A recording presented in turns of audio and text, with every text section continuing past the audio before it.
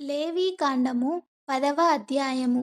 అహరోను కుమారులైన నాదాబు, అబీహులు తమ తమ ధూపార్తులను తీసుకొని వాటిలో నిప్పులుంచి వాటి మీద ధూపద్రవ్యము వేసి యెహోవా తమకాజ్ఞాపింపని వేరొక అగ్నిని ఆయన సన్నిధికి తేగా, యెహోవా సన్నిధి నుండి అగ్ని బయలుదేరి వారిని కాల్చివేసెను.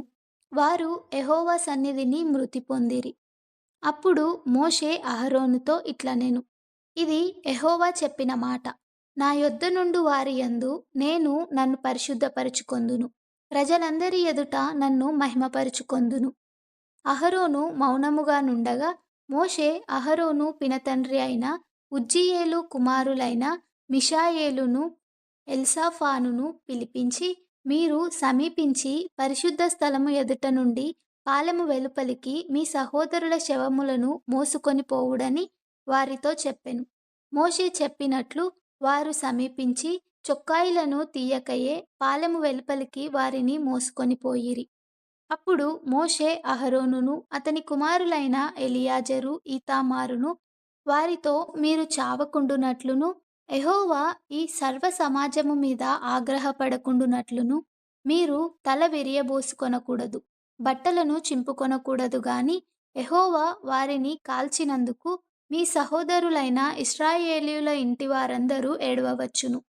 యెహోవా అభిషేక తైలము మీ మీదనున్నది గనుక మీరు చావకుండునట్లు మీరు ప్రత్యక్షపు గుడారము యొక్క ద్వారములో నుండి బయలు వెళ్ళకూడదనెను.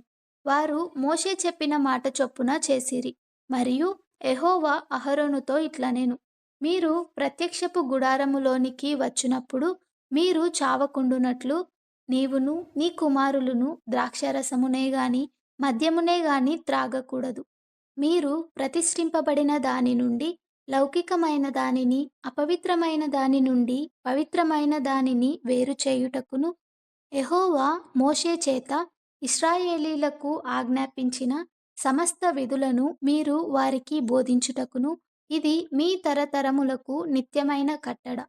అప్పుడు మోషే అహరోనుతోనూ మిగిలిన అతని కుమారులైన ఎలియాజరు, ఈతామారులతోనూ ఇట్లనెను, మీరు యెహోవా హోమద్రవ్యములలో మిగిలిన నైవేద్యమును తీసుకొని అది పొంగకుండా బలిపీఠము దగ్గర తినుడి.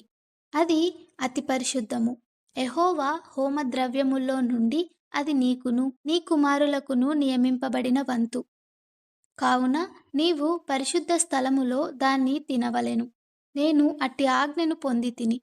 మరియు అల్లాడించు బోరను, ప్రతిష్ఠితమైన జబ్బను మీరు అనగా నీవును నీతో పాటు నీ కుమారులును నీ కుమార్తెలును పవిత్ర స్థలములో తినవలెను.